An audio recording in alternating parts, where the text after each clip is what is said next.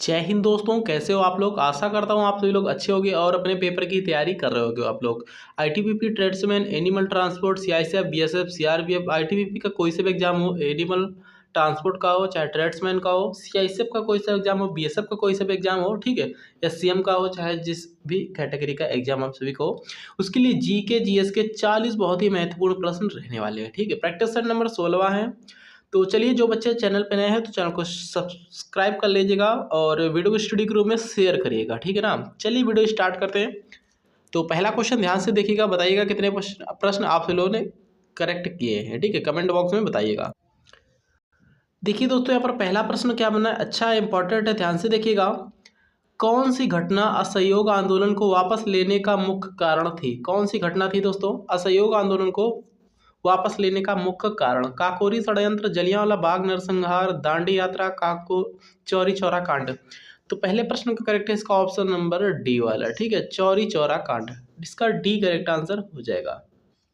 अगला प्रश्न देखिएगा, निम्नलिखित में से कौन वर्ष 1828 में ब्रह्म सभा में विकसित हुआ था। दोस्तों ब्रह्म सभा में कौन विकसित हुआ था 1828 में, बताइएगा आप लोग।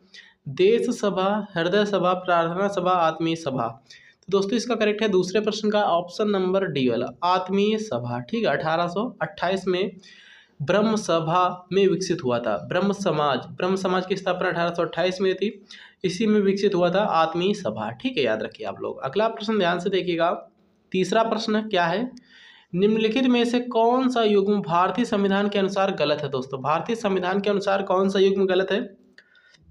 भाग 9 केंद्र शासित प्रदेश, भाग 4A मौलिक कर्तव्य, भाग 2 मौलिक नागरिकता, भाग 4 राज्य के नीति निर्देशक तत्व।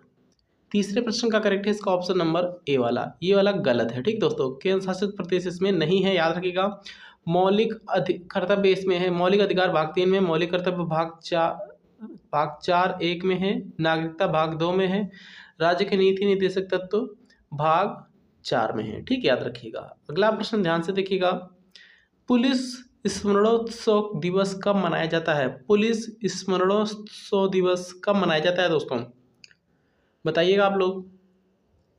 16 अक्टूबर, 18 अक्टूबर, 21 अक्टूबर, 24 अक्टूबर, बताइए आप लोग कब मनाया जाता है।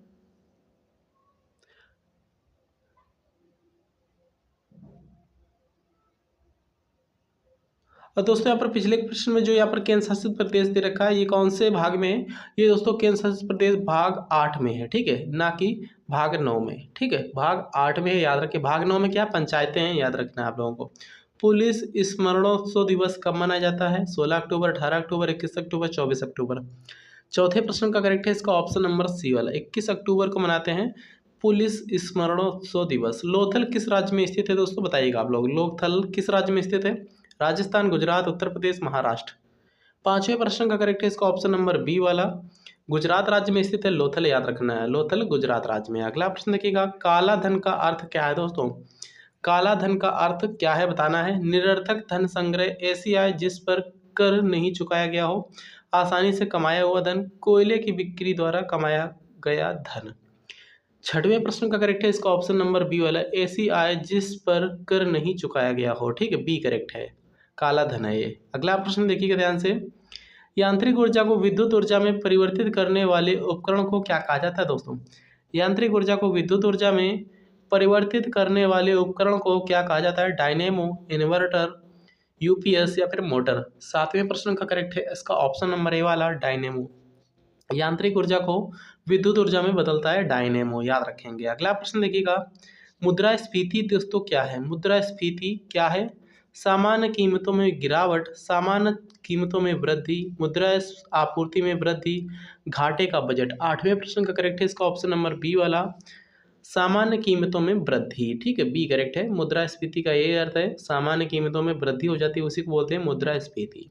अगला प्रश्न देखिएगा ध्यान से, पीलिया रोग किस अंग को प्रभावित करता है दोस्तों। पीलिया रोग किस अंग को प्रभावित करता है, यकृत, वृक्क, अग्नाशय, हृदय। नवें प्रश्न का करेक्ट है इसका ऑप्शन नंबर ए वाला, यकृत को प्रभावित करता है पीलिया, याद रखिए, ठीक, यकृत यानी कि लीवर। देखिए दोस्तों, मेरी कंटिन्यूटी इसलिए नहीं बन पा रही, रेगुलर वीडियो इसलिए नहीं आ रहा है क्योंकि आप सभी का रिस्पांस नहीं अच्छा जा रहा है, ठीक है। 300, 400, 500 लोग बहुत ज़्यादा से ज़्यादा देख पाते हैं, तो वैसे 200-300 ऐसे ही लगभग में कैंडिडेट्स यानी स्टूडेंट जो हैं वो देख रहे हैं। ठीक है दोस्तों, तो प्लीज़ आप लोग वीडियो को रीच पहुंचाओ और आगे तक। ठीक, वीडियो शेयर किया करो, स्टडी ग्रुप में स्टेटस लगा लिया करो अपने व्हाट्सएप पे। ठीक है दोस्तों, टेलीग्राम ग्रुप ज्वाइन किए हो तो वहाँ पे शेयर किया करो प्लीज़, तभी थोड़ा अच्छा लगेगा, वीडियो रेगुलर आएंगे आप सभी के लिए। तो वरना आप सभी के ऐसे ही वीडियो मिल पाएंगे कभी कभी। ठीक है, क्योंकि यहाँ पर कोई रिस्पांस नहीं मिल रहा है ना आपकी आपकी तरफ से। तो कोई रिस्पांस जब आप सभी लोग दोगे तभी तो वीडियो लाऊंगा डेली। ठीक है, तो प्लीज़ लाइक सब्सक्राइब शेयर जरूर करें आप लोग। ठीक है ना। 10th क्वेश्चन देखिएगा, ध्वनि की गति किसमें न्यूनतम होती है? वायु, जल, कांच, इस्पात। 10वें प्रश्न का करेक्ट है इसका ऑप्शन नंबर ए वाला वायु। ठीक है दोस्तों, ध्वनि की गति सबसे अधिक किसमें होती है? सबसे अधिक दोस्तों इस्पात में होती है, सबसे कम किसमें होती है? वायु में। ठीक है, याद रखिएगा। रंगभेद शब्द किससे संबंधित है दोस्तों? रंगभेद शब्द किससे संबंधित है? नस्लों के भेदभाव से, धार्मिक भेदभाव से, भाषिक भेदभाव से, राजनीतिक भेदभाव से। 11वें प्रश्न का करेक्ट है इसका ऑप्शन नंबर ए वाला, नस्लों के भेदभाव से संबंधित है रंगभेद। ठीक है दोस्तों, याद रखिएगा, रंगभेद किससे संबंधित है? नस्लों के भेदभाव से संबंधित है। भारतीय संविधान के किस अनुच्छेद के अंतर्गत किसी राज्य में राष्ट्रपति शासन लागू किया जा सकता है दोस्तों? किस अनुच्छेद के तहत राष्ट्रपति शासन लगाया जा सकता है? अनुच्छेद 350, 352, 356, 370। 12वें प्रश्न का करेक्ट है इसका ऑप्शन नंबर सी वाला। ठीक है दोस्तों, याद रखिएगा, अनुच्छेद 356। भारतीय संविधान के किस अनुच्छेद के अंतर्गत किसी राज्य में राष्ट्रपति शासन लागू किया जा सकता है? अनुच्छेद 356 के तहत। अगला प्रश्न देखिएगा,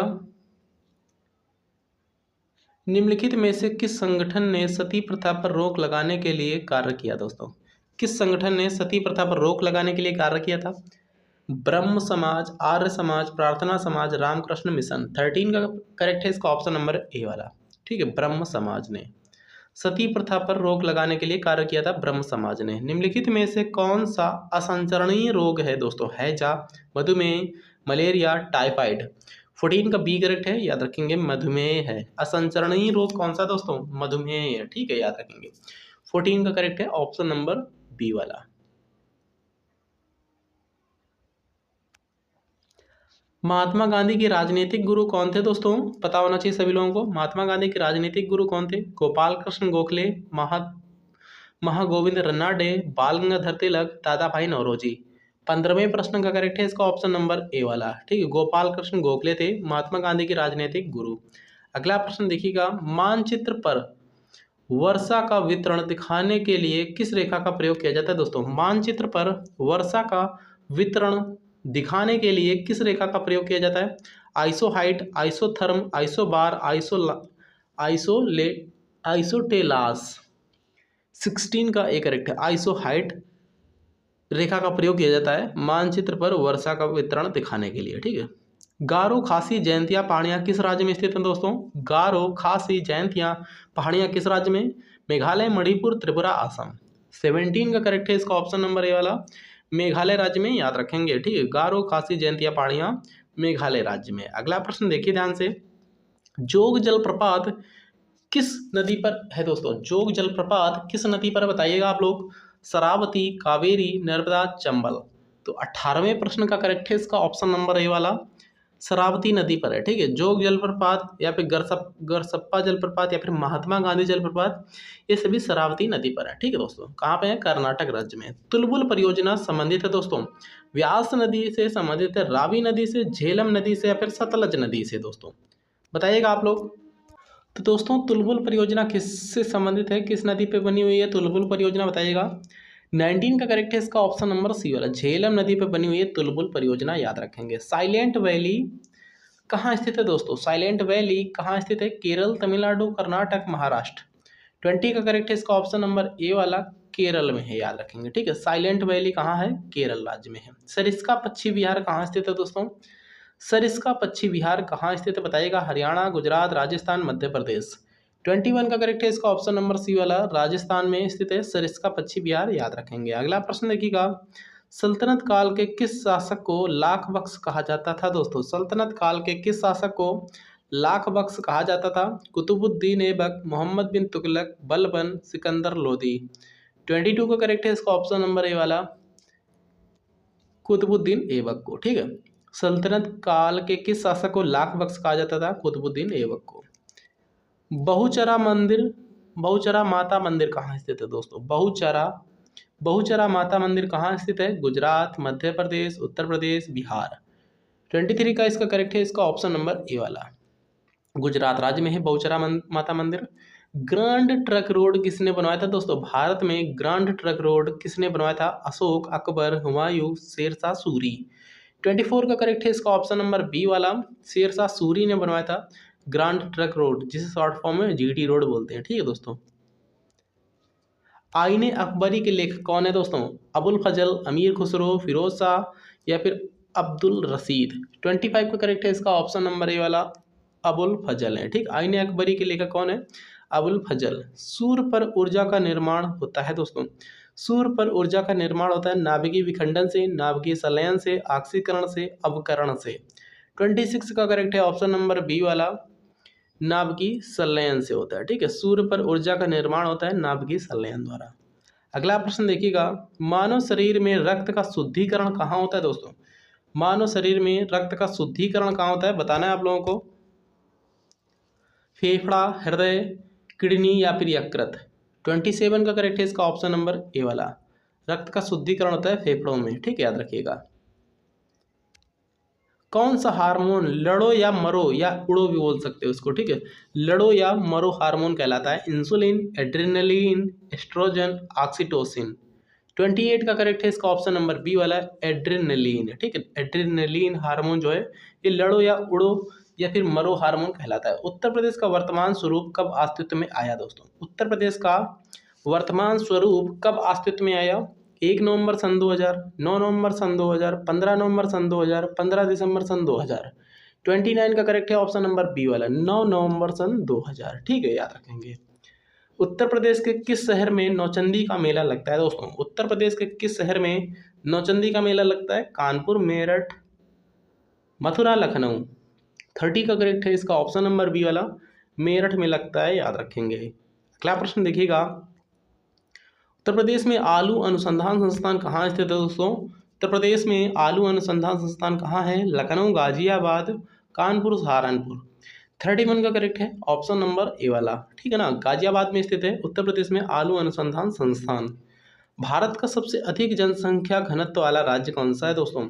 सबसे कम दोस्तों जनसंख्या घनत्व वाला राज्य आपका अरुणाचल प्रदेश है। प्रति व्यक्ति कितनी है? 17 व्यक्ति प्रति वर्ग किलोमीटर। यहाँ पर सबसे अधिक पूछ रहा है तो सबसे अधिक बिहार राज्य का है। ठीक है, 1107 व्यक्ति प्रति वर्ग किलोमीटर जनसंख्या घनत्व भारत का सबसे अधिक है। ठीक है, अगला प्रश्न देखिएगा, उत्तर प्रदेश का सर्वाधिक क्षेत्रफल वाला जिला कौन सा है? प्रयागराज, लखीमपुर खीरी, लखनऊ, संत रविदास नगर। इसका करेक्ट है ऑप्शन नंबर बी वाला। ठीक है, लखनऊ, मतलब कि लखीमपुर खीरी, यहाँ पर लखनऊ नहीं लखीमपुर खीरी, सॉरी, यहाँ पर बी करेक्ट आंसर हो जाएगा। जनसंख्या घनत्व मतलब कि यहाँ पर सर्वाधिक क्षेत्रफल है लखीमपुर खीरी। उत्तर प्रदेश का राजकीय पशु कौन सा है? शेर, बाघ, सारस, बारहसिंगा। तो दोस्तों भारत का है बाघ, जबकि यहाँ पर उत्तर प्रदेश का पूछा है, उत्तर प्रदेश का बारहसिंगा हो जाएगा, याद रखेंगे। अगला प्रश्न देखिएगा, आधुनिक कंप्यूटरों का लघु रूपकरण निम्नलिखित में से प्रयोग से संभव हो सका दोस्तों? आधुनिक कंप्यूटरों का लघु रूपकरण निम्न के प्रयोग से संभव हो सका? ट्रांजिस्टर, समाकलित परिपथ, चिट्स, नैनो पदार्थ, अतिचाल संचालक। 35 का करेक्ट है इसका ऑप्शन नंबर बी वाला, समाकलित परिपथ चिट्स। ठीक है, बी करेक्ट है। सीपीयू में क्या होता है दोस्तों, बताइएगा आप लोग। 36 क्वेश्चन का करेक्ट है इसका ऑप्शन नंबर बी वाला, एक कंट्रोल यूनिट और अर्थमेटिक लॉजिक यूनिट। ठीक है दोस्तों, इसका बी करेक्ट है। आज के लास्ट दोनों क्वेश्चन देखिएगा ध्यान से। जीएसटी बिल को पारित करने वाला पहला राज्य कौन सा है दोस्तों? उत्तर प्रदेश, असम, दिल्ली, गुजरात। दोस्तों इसका करेक्ट है ऑप्शन नंबर बी वाला। ठीक है, असम है, याद रखेंगे। आज का लास्ट क्वेश्चन देखिए, इसमें 38 ही क्वेश्चन है।